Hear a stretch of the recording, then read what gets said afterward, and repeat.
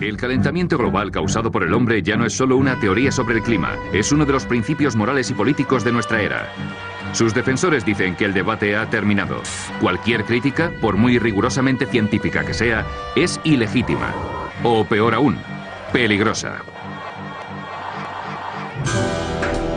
Pero en este documental les mostraremos que no hay nada anormal en las temperaturas actuales, que el clima de la Tierra siempre está cambiando y que las pruebas científicas no demuestran que el clima dependa del dióxido de carbono, provenga o no del ser humano. En todas partes les están contando que el calentamiento global causado por el hombre está más que demostrado, pero les están contando mentiras.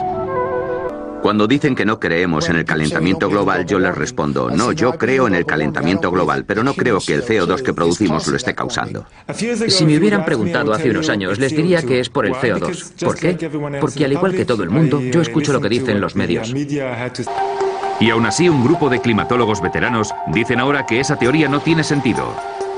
Por ejemplo, hay periodos en la historia de la Tierra en que teníamos 3 veces más CO2 del que tenemos hoy, y periodos en que teníamos hasta 10 veces más. Y si el CO2 tiene un impacto tan grande sobre el clima, deberíamos apreciarlo en las reconstrucciones climáticas. Si observamos el clima desde un punto de vista geológico, nunca pensaríamos que el CO2 es uno de sus factores determinantes. Ninguno de los grandes cambios climáticos de los últimos 1000 años puede explicarse en relación con el CO2. No se puede decir que el CO2 determina el clima. En el pasado nunca lo ha hecho. He oído decir mucho que miles de científicos han llegado a un consenso sobre el calentamiento global y que el ser humano está provocando un cambio climático catastrófico para el mundo. Yo soy científico y como yo hay otros muchos que creen sencillamente que eso no es cierto. El calentamiento global causado por el hombre no es una teoría científica normal. Está respaldada por un organismo de la ONU políticamente influyente, el Panel Intergubernamental del Cambio Climático o IPCC.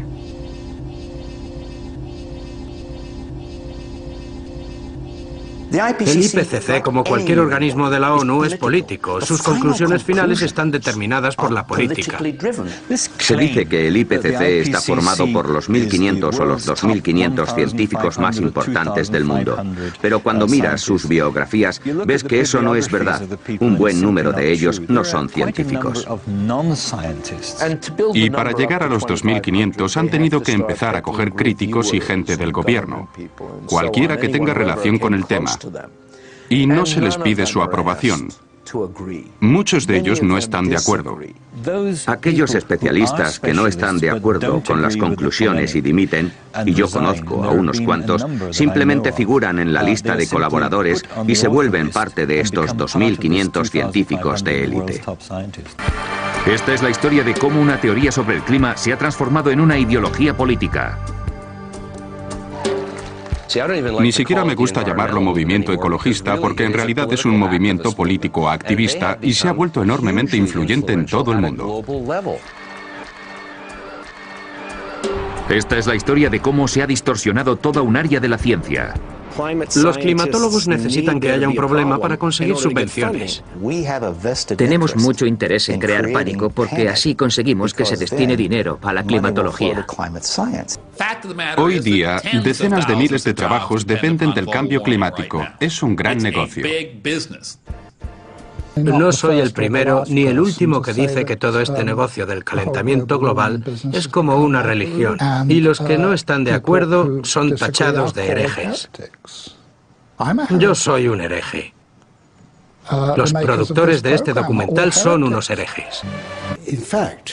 There are more and more thoughtful people, some of them a little bit frightened to come out in the open, but who quietly, privately, and some of them publicly, are saying, hang on, wait a minute, this simply doesn't add up. Nos dicen que debemos preocuparnos porque el clima de la Tierra está cambiando, pero el clima de la Tierra siempre está cambiando. En la larga historia de nuestro planeta ha habido infinidad de periodos en los que hacía más frío y más calor que hoy en día. When much of the world was covered by tropical forests or else vast ice sheets. El clima ha cambiado siempre y lo ha hecho sin ayuda de nosotros, los humanos.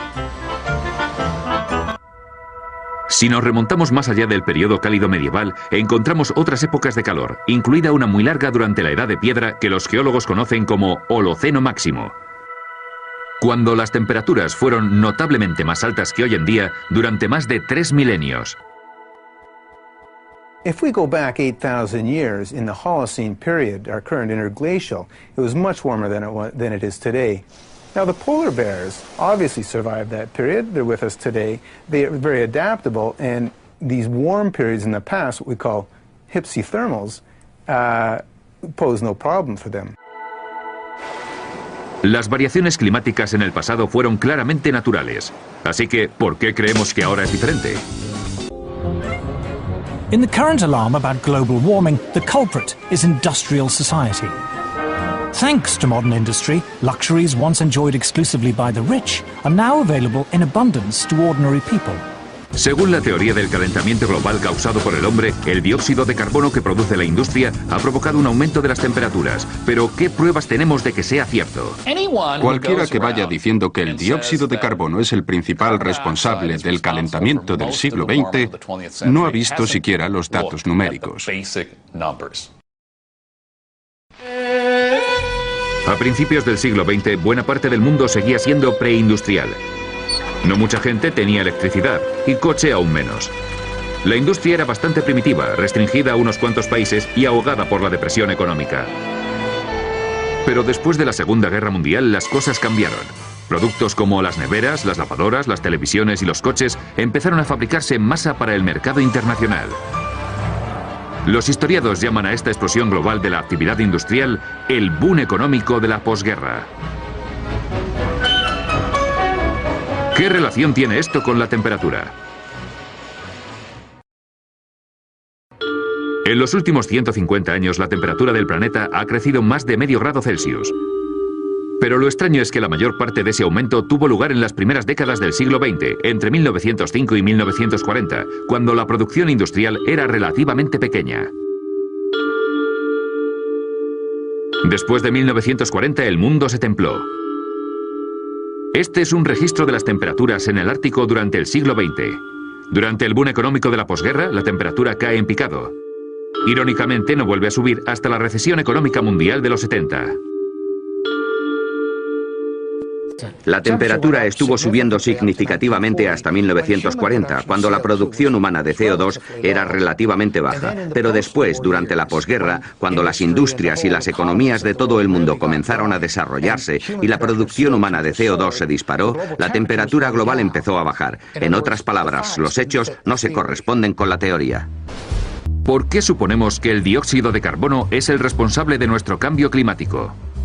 El porcentaje de CO2 entre todos los gases de la atmósfera, el oxígeno, el nitrógeno, el argón, es tan solo de 0,054%. Es una fracción increíblemente pequeña y, por supuesto, después hay que separar la parte que supuestamente el ser humano está añadiendo, que es la fuente de todas las disputas, y que es aún más pequeña.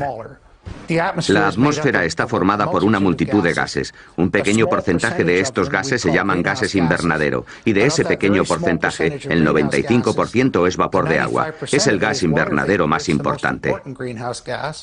El vapor de agua es un gas invernadero, sin duda el gas invernadero más importante. Si el CO2 fuera determinante en el cambio climático, la temperatura debería haber subido durante el boom económico de la posguerra, y debería haber más calor en la troposfera que en la superficie. Pero ocurre exactamente lo contrario. I am Al Gore. I used to be the next president of the United States of America. Former Vice President Al Gore's emotional film, An Inconvenient Truth, is regarded by many as the definitive popular presentation of the theory of man-made global warming. ¿Hay alguna prueba en la historia climática de la Tierra de que el dióxido de carbono determine la temperatura del planeta? Una forma de viajar en el tiempo es perforar el hielo. Y aquí los científicos han encontrado una relación entre el CO2 y los cambios de temperatura en la Tierra. The first ice core survey took place in Vostok in the Antarctic. What it found, as Al Gore correctly points out, was a clear correlation between carbon dioxide and temperature. El profesor Clark y otros han descubierto un vínculo entre el dióxido de carbono y la temperatura. Ha habido varias investigaciones de envergadura sobre los núcleos de hielo y todas indican lo mismo. Las temperaturas suben y bajan, y al cabo de unos cientos de años, el dióxido de carbono las sigue. Así que es obvio que el dióxido de carbono no provoca el calentamiento. De hecho, podemos decir que es el calentamiento el que aumenta los niveles de dióxido de carbono. Claramente, el CO2 no puede estar causando cambios de temperatura porque es un producto de la temperatura, sigue los cambios de la temperatura.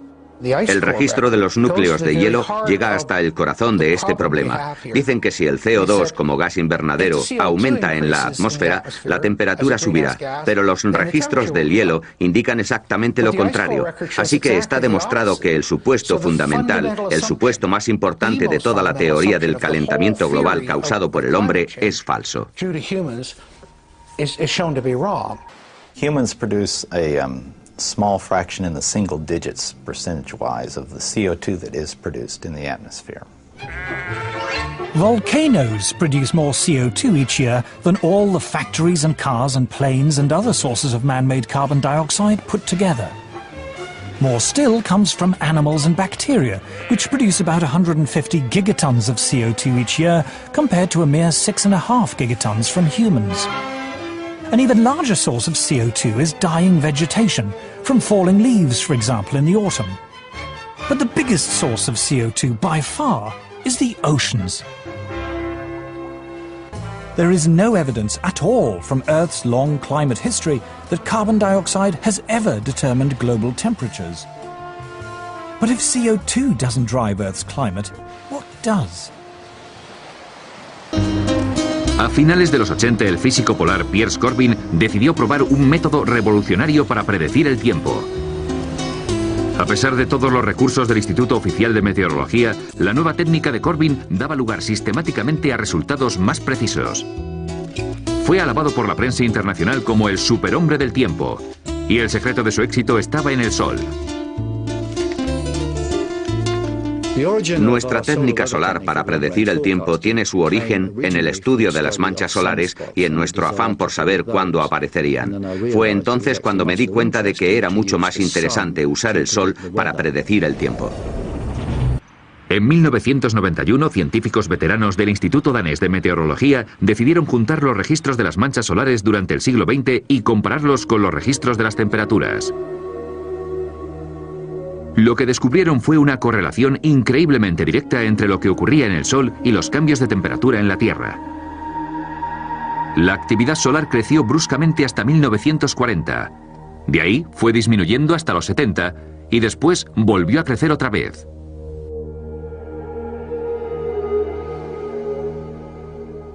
Cuando observamos esta correlación entre la temperatura y la actividad solar o los ciclos de las manchas solares, la gente nos dijo, bueno, podría ser una coincidencia. Así que, ¿cómo demostramos que no era una coincidencia? Bueno, es obvio que había que demostrarlo a mayor escala y en diferentes momentos temporales, así que viajamos atrás en el tiempo. El profesor Fritz Christiansen y sus colegas estudiaron los registros astronómicos de los últimos 400 años para comparar la actividad solar con las variaciones de temperatura. Y una vez más, se encontraron con que las variaciones en la actividad solar estaban íntimamente ligadas a los cambios de temperatura en la Tierra. Al parecer era el Sol, no el dióxido de carbono ni ningún otro factor, el que provocaba cambios en el clima. The climate was controlled by the clouds. The clouds were controlled by cosmic rays, and the cosmic rays were controlled by the sun. It all came down to the sun. El Sol es una bestia increíblemente violenta. Nos bombardea con enormes explosiones, avalanchas de gas y un eterno viento solar que no deja de chocar contra la Tierra. De algún modo estamos dentro de la atmósfera del Sol. La intensidad de su campo magnético aumentó más del doble durante el siglo XX. En 2005, astrofísicos de la Universidad de Harvard publicaron el siguiente gráfico en la revista oficial de la Unión Geofísica Americana. La línea azul representa los cambios de temperatura en el Ártico durante los últimos 100 años. Y este es el aumento del dióxido de carbono durante el mismo periodo. Las dos líneas no tienen una relación obvia. Pero volvamos al registro de las temperaturas y a esta línea roja, que representa las variaciones en la actividad solar durante el último siglo, registradas de forma independiente por científicos de la NASA y de la Administración Nacional Americana del Océano y la Atmósfera.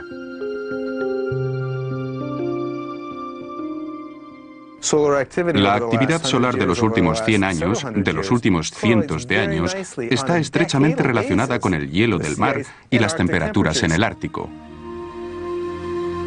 Para muchos científicos, la conclusión es innegable. El Sol provoca el cambio climático. El CO2 es irrelevante. Pero si esto es así, ¿por qué nos bombardean a diario con noticias sobre el calentamiento global causado por el hombre? ¿Por qué tanta gente de los medios de comunicación y otros ámbitos lo ven como un hecho incontestable? Para comprender el poder de la teoría del calentamiento global, primero hay que comprender cómo surgió. En la máquina del tiempo informamos del principal problema al que creíamos enfrentarnos entonces, que era el enfriamiento global y la amenaza de una nueva edad de hielo. El hielo de la naturaleza nos hace pequeños. Tras décadas de bajas temperaturas, los expertos nos advirtieron de que un mundo más frío tendría consecuencias catastróficas. Es el problema siempre presente de la gran helada. ¿Reclamará nuestras tierras la nueva edad de hielo? Pero de entre tanto pesimismo surgió una voz esperanzadora. Un científico sueco llamado Bert Bolin sugirió tímidamente que el dióxido de carbono producido por el hombre podría ayudar a calentar el planeta, aunque no estaba seguro. Tenemos mucho petróleo y enormes reservas de carbón que estamos quemando a un ritmo cada vez más alto. Si seguimos así, dentro de unos 50 años las temperaturas podrían ser unos grados más altas que las de hoy en día, pero no estamos seguros. En los años 70, en pleno miedo al frío, la excéntrica teoría de Bert Bolin sobre el calentamiento global causado por el hombre parecía absurda. Pero todo cambió por dos motivos. En primer lugar, las temperaturas empezaron a subir.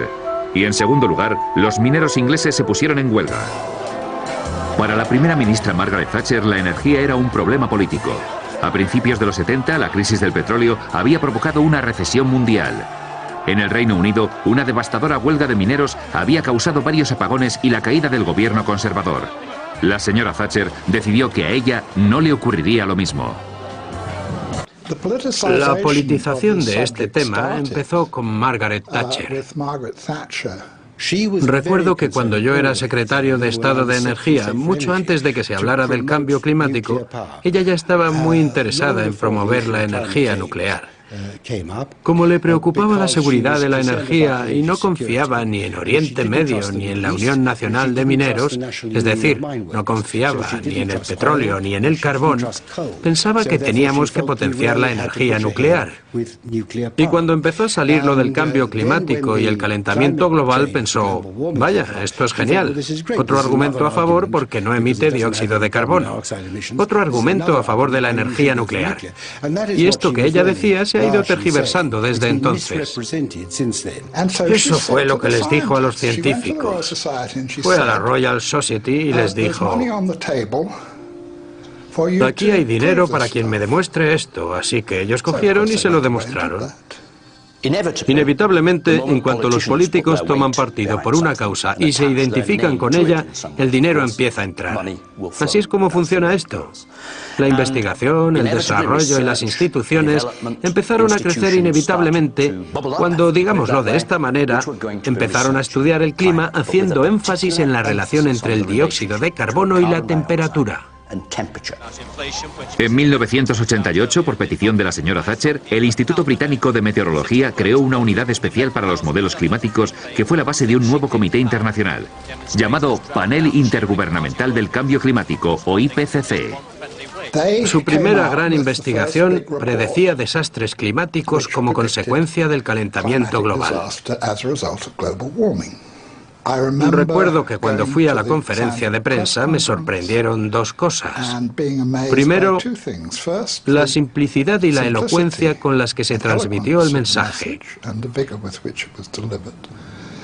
Y segundo, la absoluta falta de consideración hacia todas las investigaciones climatológicas anteriores, incluida una sobre el papel del Sol, que había sido clave en una importante reunión de la Royal Society solo unos meses antes. Pero este nuevo énfasis en el dióxido de carbono producido por el hombre como posible problema medioambiental no solo era cosa de la señora Thatcher. It was certainly something very favorable to the environmental idea, what I call the medieval environmentalism of let's get back to the way things were in medieval times and get rid of all these dreadful cars and machines. They loved it because carbon dioxide was for them an emblem of industrialization. Well, carbon dioxide clearly is an industrial gas and tried and sort of tied in with economic growth, with transportation in cars, with what we call civilization. And there are forces in the environmental movement that are simply against economic growth. They think that's bad. It could be used to legitimize a whole suite of myths that already existed. Anti-car, anti-growth, anti-development, and above all, anti-that great Satan, the US. Patrick Moore está considerado uno de los ecologistas más destacados de su generación. Es cofundador de Greenpeace. El clima empezó a ser un tema fundamental por dos razones muy distintas. La primera razón fue que a mediados de los 80, la mayoría de la gente ya estaba de acuerdo con las cosas razonables que los movimientos ecologistas decíamos que había que hacer. Y cuando la mayoría de la gente está de acuerdo contigo, es muy difícil seguir con una actitud de confrontación. Así que la única manera de seguir siendo antisistema era adoptando posturas cada vez más extremas. Cuando dejé Greenpeace, estaban en mitad de una campaña para prohibir el cloro en todo el mundo. Yo les dije, chicos, es un elemento de la tabla periódica. Y, en fin, no sé si está en nuestra jurisdicción el prohibir todo un elemento. La otra razón de ser del extremismo ecologista fue que el comunismo mundial fracasó. El muro cayó y un montón de pacifistas y activistas políticos se pasaron al ecologismo, trayendo consigo sus teorías neomarxistas. Aprendieron a utilizar el lenguaje verde de forma muy inteligente para encubrir unas agendas que tenían más que ver con el anticapitalismo y la antiglobalización que con la ecología o la ciencia. Y aquella alianza tan sorprendente entre la derecha de Margaret Thatcher y la extrema izquierda anticapitalista y ecologista fue la que creó este movimiento a partir de una idea disparatada. A principios de los 90, el calentamiento global causado por el hombre ya no era una teoría excéntrica sobre el clima, sino una campaña política en toda regla que atraía la atención de los medios y, en consecuencia, más subvenciones del gobierno. Antes de Bush padre, creo que la asignación para las ciencias relacionadas con el clima era de unos 170 millones de dólares al año, que es razonable para un ámbito de esas características. Y esa cifra se multiplicó hasta los 2.000 millones al año, más de 10 veces lo que era. Eso cambió muchas cosas. Dio lugar a nuevos puestos de trabajo y atrajo a gente que, de no ser por eso, nunca se hubieran metido en ese campo. Así llegó muchísima gente cuyo único interés por el clima era el calentamiento global. Si yo hubiera querido hacer un estudio sobre, pongamos, las ardillas de Sussex, lo que hubiera hecho a partir de 1990 habría sido poner en mi petición que mi estudio iba a tratar el comportamiento de las ardillas de Sussex con especial referencia a los efectos del cambio climático. De esa manera conseguiría el dinero. Y si no mencionara el calentamiento global, quizás no me darían la subvención. Todos competimos por las subvenciones. Y si mi campo es el centro de atención, tendré muchos menos problemas en explicar por qué me tienen que subvencionar. Todos los modelos asumen que el CO2 producido por el hombre es la causa más importante del calentamiento global, más que el sol o las nubes. La analogía que yo uso es, bueno, mi coche no va bien, así que voy a pasar del motor, que es el sol, voy a pasar de la transmisión, que es el vapor de agua, y voy a fijarme en un arañazo que tiene la rueda derecha de atrás, que es el CO2 producido por el hombre. He trabajado con gente que hace modelos, los he hecho yo mismo, y con solo cambiar un par de parámetros matemáticos se puede obtener cualquier cosa. Se pueden hacer modelos más cálidos y más fríos según lo que se cambie.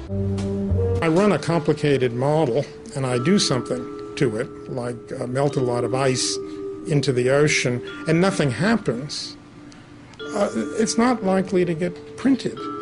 But if I run the same model and I adjust it in such a way that something dramatic happens to the ocean circulation, like the heat transport turns off, it will be published. People will say this is very exciting. It will even get picked up by the media. So there is a bias, there's a very powerful bias within the media and within the science community itself toward results which are dramatizable. Como periodista profesional, lo que más me sorprende es que los principios más elementales del periodismo parecen haberse abandonado con respecto a este tema. In fact, the theory of man-made global warming has spawned an entirely new branch of journalism. Hay toda una nueva generación de reporteros, de periodistas ecológicos. Si eres un periodista ecológico y la historia del calentamiento global se va al garete, tu trabajo va detrás.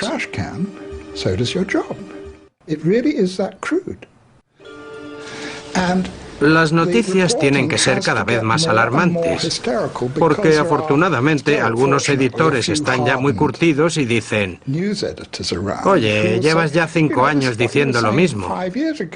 Y hay que contestar: no, pero ahora es mucho peor.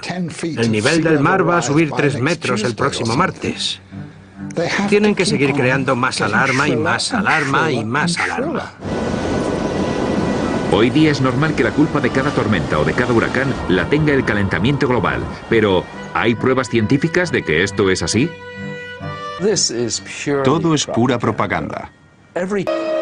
Muchas veces se dice que incluso un ligero aumento de la temperatura global podría provocar un catastrófico deshielo de los polos. Pero, ¿qué nos cuenta en realidad la historia climática de la Tierra? Resulta que tenemos un registro de las temperaturas en Groenlandia que se remonta miles de años atrás. Ha hecho mucho más calor que ahora en Groenlandia. Hace 1000 años, sin ir más lejos, hizo más calor. Y eso no provocó ningún deshielo masivo. Incluso si hablamos de algo como el permafrost, que es esa capa de hielo que está siempre congelada, como la que hay en algunos bosques de Rusia, encontramos que hace 7 u 8000 años se derritió mucho más de lo que se está derritiendo hoy en día. Así que tenemos de nuevo un patrón histórico, pero el mundo no se detuvo de repente por él. El profesor Shunichi Akasofu es director del Centro Internacional de Investigaciones Árticas en Alaska, el organismo que mejor estudia el clima ártico. El profesor Akasofu insiste en que las placas de hielo están todo el tiempo expandiéndose y contrayéndose de forma natural.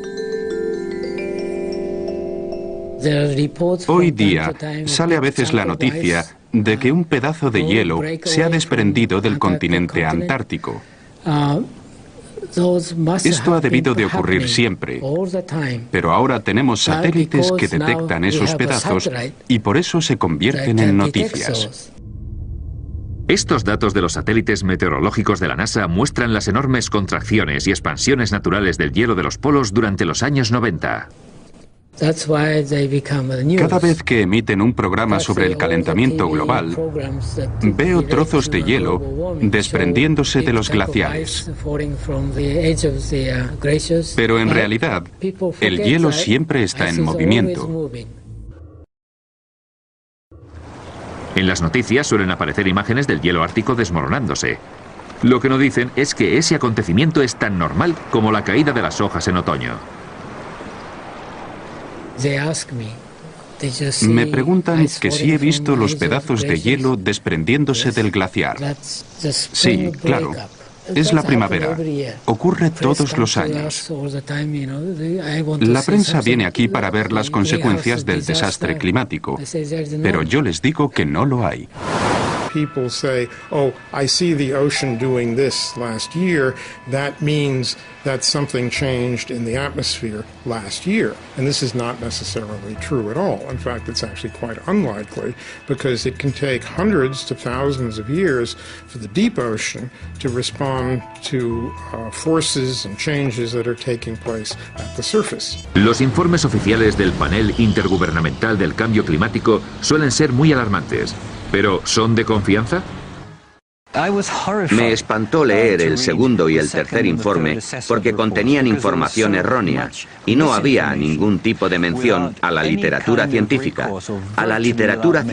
de verdad, a lo que escriben los especialistas en estos campos. En una carta al Wall Street Journal, el profesor Frederick Seith, expresidente de la Academia Americana de Ciencias, reveló que los redactores del IPCC habían censurado los comentarios de los científicos. Dijo literalmente, este informe no es la versión aprobada por los científicos colaboradores. Al menos 15 secciones clave de la parte científica habían sido eliminadas, entre ellas algunas como: ninguno de los estudios citados demuestra claramente que podamos atribuir los cambios climáticos observados al aumento de gases invernadero. Hasta la fecha, ningún estudio ha atribuido todo o parte de los cambios climáticos observados a las acciones del ser humano. El profesor Seith concluyó diciendo, nunca he sido testigo de una corrupción tan preocupante como la del proceso de revisión de estos informes del IPCC. Cuando presenté mi dimisión al IPCC, creí que todo había acabado. Pero al ver el borrador final, me di cuenta de que mi nombre seguía allí, así que pedí que lo borraran. Me dijeron que yo había colaborado y que mi nombre tenía que aparecer, y yo les dije, no he colaborado, porque no han escuchado nada de lo que les he dicho. Al final se montó una buena, pero cuando les amenacé con emprender acciones legales, quitaron mi nombre. Creo que esto pasa mucho. Aquellos especialistas que no están de acuerdo con las conclusiones y dimiten, y yo conozco a unos cuantos, simplemente figuran en la lista de colaboradores y se vuelven parte de estos 2.500 científicos de élite. Research relating to man-made global warming is now one of the best-funded areas of science. The US government alone spends more than $4 billion a year. According to NASA climatologist Roy Spencer, scientists who speak out against man-made global warming have a lot to lose. It's generally harder to get research proposals funded because of the stands that we've taken publicly. And you'll find very few of us that are willing to take a public stand because it does cut into their research funding. It is a common prejudice that scientists who do not agree with the theory of man-made global warming must be being paid by private industry to tell lies. I get it all the time. You must be in the pay of the multinationals. Sadly, like most of the scientists you'll talk to, I haven't seen a penny from the multinationals. I'm always accused of being paid by the oil and gas companies. I've never received a nickel from the oil and gas companies. I joke about I wish they would pay me, then I could afford their product. Whenever anybody says that I'm in the pay of an oil company, I say my bank manager would wish. British-based corporations are some of the worst climate criminals on the planet. Shell is based in the UK, right here in London. We have the right and the duty to take it back into public ownership, dismantle it, break it up, and send its managers to rehabilitation training. But reasoned debate is not the only casualty in the global warming alarm. As international public policy bears down on industrial emissions of carbon dioxide, the developing world is coming under intense pressure not to develop. Hay un poderoso movimiento institucional tras la idea del cambio climático causado por el hombre. Aquí, en Nairobi, dedicados defensores de la causa, profesionales de las ONGs, responsables de subsidios compensatorios, periodistas ecológicos y muchos otros se han reunido para hablar del cambio climático en unas conferencias de 10 días patrocinadas por la ONU. We'll discuss every aspect of man-made climate change, from how to promote solar panels in Africa to the relationship between global warming and sexism. El número de delegados sobrepasa los 6.000. El que haya miles de millones de dólares invertidos en la climatología significa que muchísima gente depende de ese dinero y que quiere seguir recibiéndolo. Si alguien se levanta y dice, oye, un momento, vamos a analizar esto despacio, racionalmente y con cuidado, a ver si es cierto, a ver si sacamos algo en claro, será condenado al ostracismo. Scientists, accustomed to the relative civility and obscurity of academic life, suddenly find themselves publicly attacked if they dare to challenge the theory of man-made global warming, vilified by campaign groups and even within their own universities. Ya se conocen algunas amenazas de muerte y ese tipo de cosas, así que yo no me meto por mi salud. Hoy día, si te muestras escéptico ante el cambio climático, es como si estuvieras negando el Holocausto. Este movimiento ecologista es en realidad un movimiento político activista que se ha vuelto enormemente influyente en todo el mundo. Todos los políticos actuales lo saben, ya estén en la izquierda, en el centro o en la derecha. Deben pagar tributo al medio ambiente. La campaña del calentamiento global ha obtenido una gran victoria. El gobierno de los Estados Unidos, que era un bastión de resistencia, ha sucumbido. George Bush es ahora un aliado. Los gobiernos occidentales han comprendido la necesidad de llegar a acuerdos internacionales para restringir la producción industrial en países desarrollados y en vías de desarrollo. Pero ¿a qué precio? Paul Driesen es un antiguo militante ecologista. Lo que más me preocupa del calentamiento global es que las medidas que se han tomado supuestamente para combatirlo están teniendo un efecto desastroso sobre los más pobres del mundo. Anne Mugela está preparando la comida de sus hijos. Es una de las 2.000 millones de personas, un tercio de la población mundial, que no tiene acceso a la electricidad. Así que en vez de electricidad, usa madera o boñiga seca para quemar. Las hogueras caseras están reconocidas como la forma de contaminación más mortífera del mundo. Según la Organización Mundial de la Salud, 4 millones de niños menores de 5 años mueren cada año de enfermedades respiratorias causadas por las hogueras caseras, y muchos millones de mujeres mueren de cáncer de pulmón por esta misma razón. Si le preguntas a un campesino que te explique el desarrollo, te dirá: sabré que he subido de nivel cuando tenga electricidad. La falta de electricidad conlleva una cantidad increíble de problemas. La esperanza de vida en estos países es terriblemente corta. Se han empobrecido de todas las maneras posibles.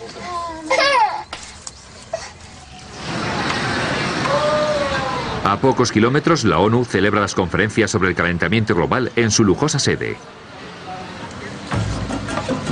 En la tienda de regalos se venden souvenirs hechos por las tribus mientras los delegados hablan sobre cómo promover métodos sostenibles de obtención de electricidad.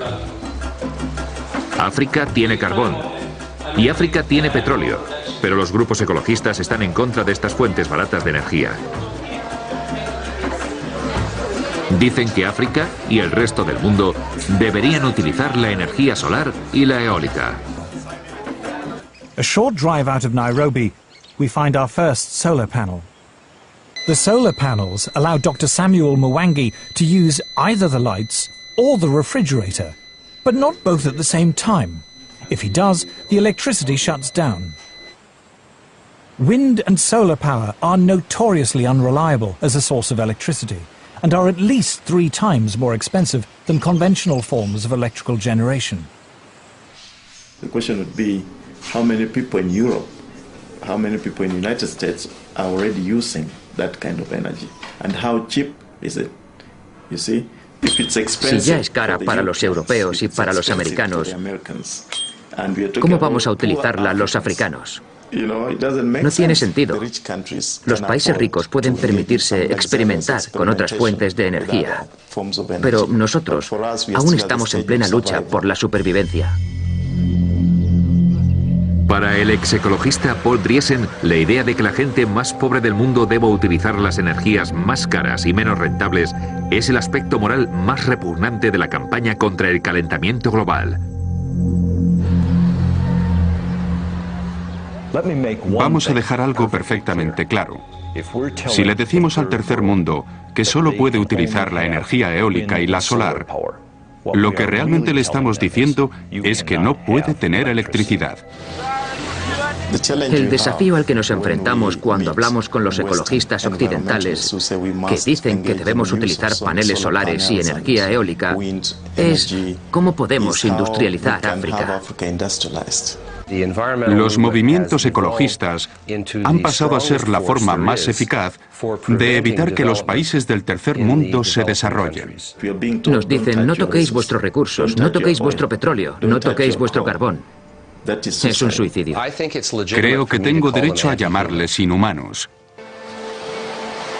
La teoría del calentamiento global causado por el hombre está ya asentada tan firmemente y las voces críticas se han silenciado con tanta eficacia que parece invencible. Y ninguna prueba en contra le afecta, por sólida que sea. La alarma del calentamiento global ha sobrepasado ya los límites de la razón. Todavía seguirá habiendo gente que crea que este es el fin del mundo. Sobre todo cuando el líder científico del Reino Unido le está diciendo a la gente que el único lugar habitable a finales de este siglo será la Antártida. Y la humanidad sobrevivirá gracias a las parejas reproductoras que se muden a la Antártida. En fin, es muy divertido. O lo sería si no fuera tan triste.